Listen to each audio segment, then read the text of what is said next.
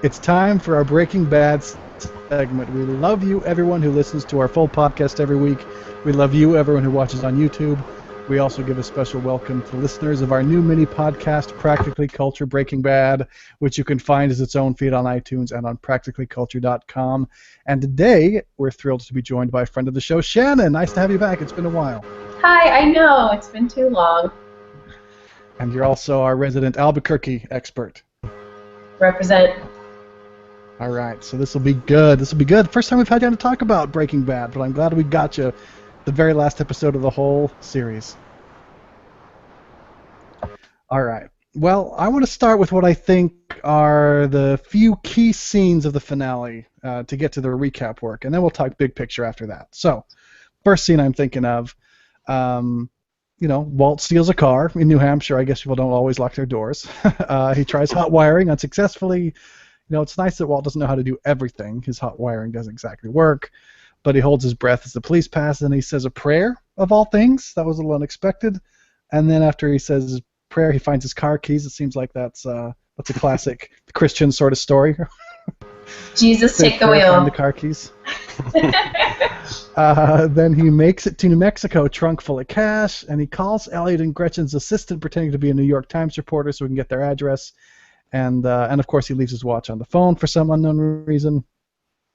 Now, Bob, at this point, I'm remembering what you said last week, that you thought he was going to go after Elliot and Gretchen with the gun or the ricin or something. And at this point in the episode, I'm thinking, wow, Bob may have been right. He's going to go after them and kill them. Yeah, but then I said, oh, that wouldn't make sense because that would be kind of dumb because we haven't seen them forever. And then I was semi-right in a different way because he wasn't going after them in so much as he was using them to leave a nice nest egg for his family, which makes me happy, even though, I don't know how people feel about that other than me. Yeah, so he isn't going to go try to kill him, but they walk in, they're comparing pizza or Thai food, or really they're arguing about whether you can compare pizza and Thai food, and then we see them walk right by Walt in the shadows, super creepy. He walks right in behind him. And at this point, yeah, like I say, I'm thinking, oh, this is it for them. He was pissed and he's going to kill him. But no, like you say, he actually wants to use him to get money to his family, and he uses Badger and Skinny Pete to use laser pointers on them to drive their point home. And he says, of course, if we're going to go that way, Elliot, you're going to need a bigger knife. I couldn't figure out if he was channeling Jaws or Crocodile Dundee there. Nice. My question, though, is Flynn going to accept it? Is he just going to not think that Walt was behind it? Because he and Skyler both have said, we do not want your money. Walt seems to think that he's not going to question if it comes from Elliot and Gretchen. But is that really tied up in a bow the way Walt wants it to be? What do you think, I Bob? don't know. I mean... Or Shannon? I don't know. Oh. I don't know. I mean, Skylar seemed keen on taking their money before, when she thought it was, for Walt's episodes treatment. ago. Episodes ago. So, I don't know. Well, Okay. I think it's okay because Walt makes a point of almost overcompensating by visiting Skylar, which we'll get to. I know there are more important things in that scene, perhaps, but the key component for this scene is Walt drives the point home that he did it for himself, and that that he's, when she says, we don't want your money, Walt, he's like, I know, I don't have any to give you anyway. So he sort of sets it up like it has nothing to do with him, and so from that perspective, I think he sort of has his T's crossed and his I's dotted, and I personally interpret it like his family would accept it. I mean, why wouldn't he? That would be like that would just be like some ultra level of stubbornness, and I don't think we have that level of stubbornness from either Skylar or Well, Flynn said he wasn't going to accept the $100,000 that he was going to send to Lewis, right?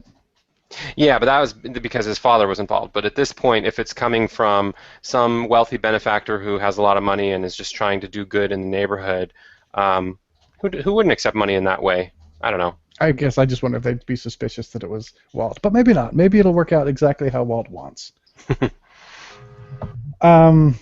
So then, my favorite scene, the one that I really needed from the finale, was in Skylar's new kitchen. It starts with a phone call from Marie, who says Walt's in town, and Skylar's just vacant, She's just sitting there smoking her cigarette, just pale as a ghost, just hardly saying anything.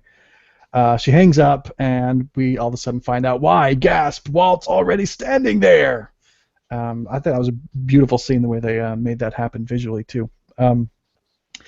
But, Walt gives her the coordinates to use to make a deal with the prosecutor to find Hank and Steve Gomez, and he starts saying why he did everything, and Skyler says, if I have to hear one more time that you did this for the family, and I personally was sitting at home thinking the exact same thing, if I have to hear one more critic or person on Twitter say Walt was doing everything for his family and that explains his actions, I'm going to scream. But then Walt says he did it for himself, that he liked it, and he felt alive when he did it. And both Skyler and I breathed a sigh of relief. Thank you, Walt, for finally being honest about that. You didn't do it for your family. You did it for yourself. That was my favorite scene of the whole finale. Wow. Love it. I think he did do it for himself, as he said, but I think he also did it for them for, we could talk about where that switch happened, and not that one has to stop and the other starts, but I think it was both for a long time, actually. Yeah, but when it came down to it, he always chose himself or empire building, I thought. I mean, do you remember the first season when he says, I need $700,000 and then I'm out, or something like that? And they make it. And Jesse's like, so, we're done? I can't remember exactly how it went, but he's like, no, we're keeping on going on. Well, that was the first time when it became clear. Yeah, another way of putting it, though, is the two concepts converged at the end, right? Because what he was doing at the end, before he knew he was going to die, it was for himself, but it also happened to be for his family. Like, the two don't have to be mutually exclusive. It just so happened that they often were, because of a lot of unintended consequences and things that happened as a result of bad decisions and blah, blah, blah, things you couldn't control. But in the end, I think there was both happening at the same time. Certainly, he didn't do it to hurt his family, but if they were ever in conflict, he was doing it for himself. I was just glad to get that. What do you think, Shannon? Bob and I seem to disagree. About when was Walt doing this for himself, for his family, both? I think they're entwined, because Walt was doing something that made him feel good for the first time in a long time, and it made him feel good for a lot of different reasons, but one of those reasons was because he did feel like he was finally being the provider for the family. Like, he felt I think he felt very emasculated in the beginning, and so I think part of why it felt so good was because he was like, he was like this big tough guy, and he was doing it for them, and they didn't need to know about it, and that was part of why it felt good. But there were a lot of other reasons why. Yeah, I mean, going back to something you said early on in this series, Bob, if he was doing it for his family, he definitely would have taken the $5 million for the methylamine instead of gone on to Cook and get the $80 million, right? Yeah, that's very true. That's a good point. Yeah. Anyway, whatever. I was really happy for that scene. Really glad that Walt admitted that he was doing it for himself, and it doesn't have to be all the way exclusive doing it for his family, although he certainly fucked up his family by doing it for himself, whether he wanted to or not. But yeah, everyone could have quit this like 1,000 times before this, so. Right. I feel like they all sealed their own fate. Oh, I love that they all are complicit. You're not putting all the blame on Walt. You're spinning it around, huh, Shannon? I can't wait to get to that part of this recap and know about that. Okay. Okay. Another one. Remember when Walt shows up at the coffee shop, and he gives this really bizarre story to Lydia and Todd, and we've got Heisenberg in full effect here, because he sounds desperate, he sounds insane, and he sounds like a liability, and it's exactly what he wanted to have happen, them to say they had to kill him, I guess, and it worked, because he leaves and Lydia's like, no, we're not dealing with him, you gotta kill him. But he had managed to give her one stevia packet and infect it with the ricin. Shannon, my first question to you is, do you know that coffee shop? I don't know why that's relevant, but I was wondering. I do know that coffee shop, and let me tell you, it does not have table service. People do not come to your table and ask you what you want. You have to order what you want at the counter. Uh-oh. That must have been a huge distraction for you watching. It was. It took me right out of it. But it's called The Grove, and it's really, really good. Oh, So, all right. Yep. All right. So, have I forgotten, why was it exactly that Lydia had to go? because she's horrible. All right. Everyone gets what they deserve in this show, huh? And so she's horrible. Yeah. She Oh has to no, go. it was because she obviously sent Todd's family to the house to threaten Skylar and the baby. Oh, Yeah, Skylar told Walt about that. okay, yeah. So at least Walt had a reason to think that, and that she was a loose end at the very least. If she's not there, then she can't get Skylar in trouble. That makes sense. Yeah. Because Walt's in super ruthless mode. If he's going to fix things, he's going to, no half measures, as was Mike's motto.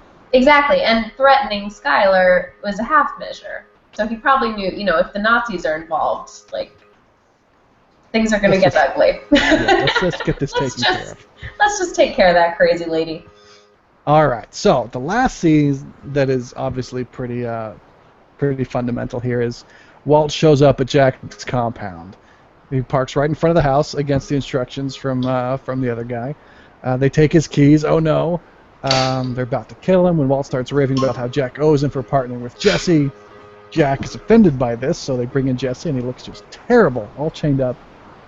Walt uses the distraction to get to his keys, and then he jumps on Jesse, and then he starts the shooting. But my question is, at this point, was Walt always coming back for Jesse, or did he decide to save him when he saw how pitiful he was? What do you think? Do you want to go first?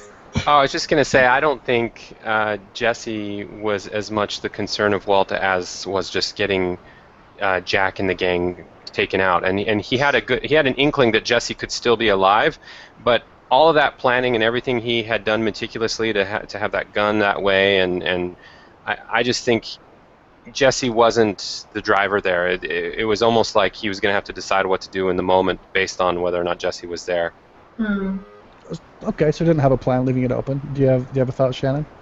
Yeah, I think he was going to kill Jesse and all of them because he thought he was, they were in cahoots. But then when he saw how shitty his circumstances were, I think he improvised. He improvised. He had a little shred of humanity left in him, and he redeemed himself at the last second. So. All right, a little shred of humanity. I think we did start seeing that from Walt. We'll talk about whether that equals redemption later. I can't wait. We're getting close. All right, so the shooting happens. Todd's the only Nazi left alive, but Jesse sees to that right quick. I imagine Jesse fans found that pretty satisfying. And I guess Todd isn't the winner of Breaking Bad after all. I sort of thought he might end up being the last man standing after last week, but no, that is not the case. Todd is the scariest Nazi of all the Nazis. Because he's just this dead-eyed. What did Jesse call him? This Opie dead-eyed fuck, probably. I probably didn't say that because it's AMC. Bitch. But yeah. Probably. That's probably what Jesse said. Yeah. Okay. So, but there's more. Walt throws a gun to Jesse and tells him to pull the trigger. Jesse first tells Walt to say he wants it, which Walt does, but Jesse doesn't shoot him, and he sees and we see that Walt's been hit by one of his bullets, so Jesse just leaves. Bob, how did this final confrontation work for you? I remember you looking forward to the final Walt and Jesse showdown. Was this everything you hoped for? Yeah, actually, it was the confrontation that needed to happen. I mean, this show has always been about those two characters above and beyond any other two characters and their interactions and their complicated relationship. And I thought it would have been maybe too easy or just not what Jesse really needed to just take Walt out directly, because Jesse's done that so many times with so many other characters who've been standing in his way or tormenting him in other ways throughout the whole show, all the seasons. And for him to just tell Walt, you got to take care of yourself, do it yourself, I'm out of here. It was more liberating than ever before, even though he didn't quite get the closure that Walt was dead. He felt, I think that accomplished two things. It made it so that he walked away from something for the first time, and he didn't just take the easy way. So it worked for me. Now, had this happened like a couple episodes ago, Jesse probably wouldn't have hesitated to pull the trigger. Or maybe you disagree, but I sort of think that's the case. But something Sure. changed in him, I guess, at this point, and he decided not to. I think I kind of feel like he decided not to because Walt was telling him to. Walt A couple was like, episodes ago, "Shoot he'd already me." said, "I'm not doing anything you say." Yeah, he's like, no. Yeah. Sort of like telling a 2-year-old what to do. They just do the opposite just 'cause, huh? Exactly. You have to do reverse psychology on them. So Jesse speeds away, screaming and laughing. What do you think? Do you think Jesse has any sort of chance at a normal life after this, Shannon? I hope so. I love Jesse so much. I really, I really want that for him. I don't know. Yeah, I think he's got a shot. I think he's got a shot. Oh, I don't know, but I'm happy for him. Does he have any money left? I couldn't figure that out after recent. No, the only thing I could think of as a stretch is that he would have been privy to a lot of conversations and information, so he may know where some money is hidden. You know, we saw a glimpse of that before Jack died, and Walt just killed him because Walt didn't care about money at that point. There is money hiding and available somewhere, and Jesse's probably the most likely person out of anyone to know, at least somehow, how to get some of it, right? Doesn't Jesse? I thought he had all his that money in the probably bag to give to the vacuum cleaner guy, but then he didn't go in the car. So I thought Jesse still has all his money. Am I wrong? Oh yeah, I was thinking the last time I remember his money was when he was in the car throwing it, and then he was arrested. But I'm not sure that the police had probable cause to take his money at that point. I don't think he was charged, so probably not. I mean, they probably took that money. You can't just take someone's money for not committing a crime. You can. Cops can. If they charge him, then it's theirs. They basically have to have no pretext, but I don't think they charge him. Anyway, I thought it was unclear whether or not he had any money. I could see him not having any, or he may have some hidden somewhere, who knows. Well, Yeah. the vacuum cleaner guy cost a lot of money, right? But he's So- not paying. But he didn't pay him, so that's what I'm saying. He Oh. still has that money, right? Or is that the money he was throwing away?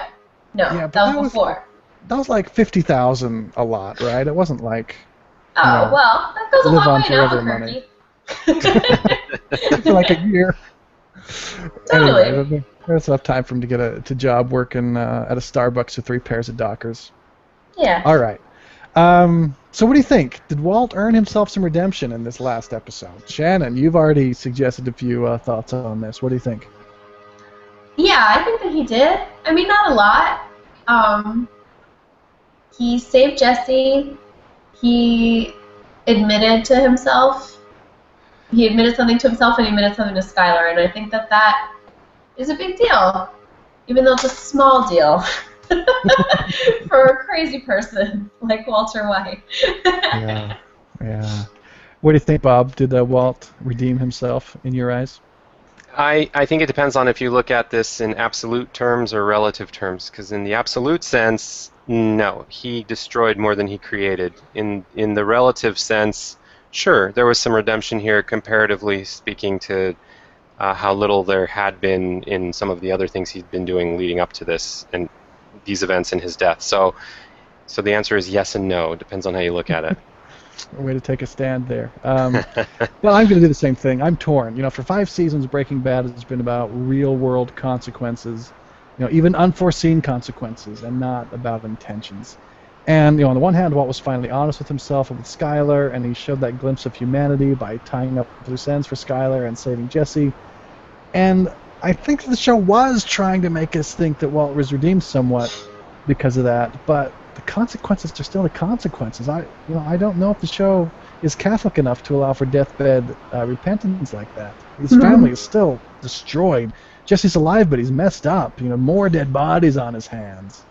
Yet everything's wrapped up in a nice little bow, which is again sort of weird for how a show about how we can't control the consequences of our actions wrapped things up. So I'm okay with saying that we get closure, or that Walt gets some closure. But I think I lean against redemption, actually. Well, I don't know how nice the bow was. Like, it's not like Skylar was like, "Thank you for saying it, I love you, and I always loved you." You know, and like, and Flynn hates him and always will. You know, like, I don't think it was a bow. I mean, we did get some closure, but I wouldn't call it a bow. But he gave her something that she can make a deal with the feds for. Tied up the loose ends that are going to killed the people who are going to show up and threaten Holly. Found a way to get him money as a family. Yeah. I don't know. That seems pretty neat to me. That's all standard Heisenberg stuff. Maybe if we cut to tomorrow, we'll see all the shit that he forgot to do. You know, like, if anything, the show was, Jesse thinks he's lucky, Walt thinks he's smart, and I think he's neither. It's just, he makes choices. Sometimes they work out, sometimes they don't, and Walt reads them in that, like, he's in control, but we see that he frequently wasn't. So I think that he was able to, do some things on a checklist. I still wouldn't call it a bow. All right. Okay. Anything anyone wants to say before we move into the season wrap-up segment? I'll just say that it worked for me, the finale, but I had to suspend some disbelief, and there were some logical things that worked out pretty nicely for Walt after we just see that juxtaposed with other things that didn't work out. Like, just the fact that he... What? Well, just for example, the whole thing, there's a lot of time spent at the beginning, like, that he doesn't know how to jump start a car or start a car, but then the keys fall into his lap and he's like, oh, and that's how that works out. But then every other component, I don't know, sometimes Breaking Bad, if you get caught up just in the logistics, it's just very improbable that anything would ever happen, even in isolation, and then you add it up over all of the seasons, and it's like completely improbable. But I can look past all that because all the character interactions and the way that each character that needed closure got closure, it really worked for me. So I'm trying to be positive even though it's coming across as negative. If you don't get caught up in the details and you focus on what's important, it was really good. Well, that's like what we talked about last time, right? I'm much more forgiving of improbable storyline things happening. I'm more forgiving of that than I am of characters making choices that I don't feel like that character would make, given those crazy circumstances. Right. Yeah, for me as a whole, I thought the finale was good but not great, and I feel like that's controversial because I read on Twitter everywhere everyone's saying it was a perfect finale, la la la. I mean, I do want to say it was good. I liked seeing a classic Heisenberg versus bad guys moment, the way he always pulls those off. And I loved that he finally admitted to himself and to Skyler that he did things for himself. And I think I'm happy Jesse's alive. But like I say, it was a bit too tidy for me. And I guess, Shannon, you and I will disagree about that. But like I said, throughout the whole show, cause and effect, it's been messy and uncontrollable. But in my mind, Walt wraps things up in a pretty nice bow. And I feel like it's pandering to the audience a little bit. We get to remember Walt as someone who tried to be a good person at the end instead of being reminded of just how much destruction he's caused the people he cares about. I almost think they chickened out a little bit, and they did it too much to be a truly great finale. So I'm downgrading it to good. I think that's fair. I feel like I knew, as soon as I saw the episode title, I knew what was going to happen. Oh, yeah? Yeah, because it's from that song El Paso, the Marty Robbins song.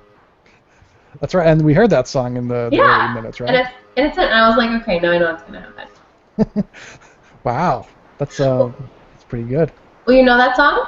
No, I don't know it. I guess if you know it really well, then maybe that helps. It's a ballad. It's like an old Western ballad, and it's about this cowboy who he loves this woman, and she's described as a wicked, evil woman, but he loves her. And then another cowboy hits on her, and so he kills the man. And then he's driven out of town because he killed somebody. He can't come back to the town, but he misses the woman too much, so he risks going back, and then he gets shot dead when he dies in her arms. And I was like, that's what's going to happen. But Felina's his meth lab. But Felina is his meth lab. Exactly. That's the wicked lady that he loved. Was his. Yep. And that's exactly what happened. Yeah, that is exactly what happened. All right. Well,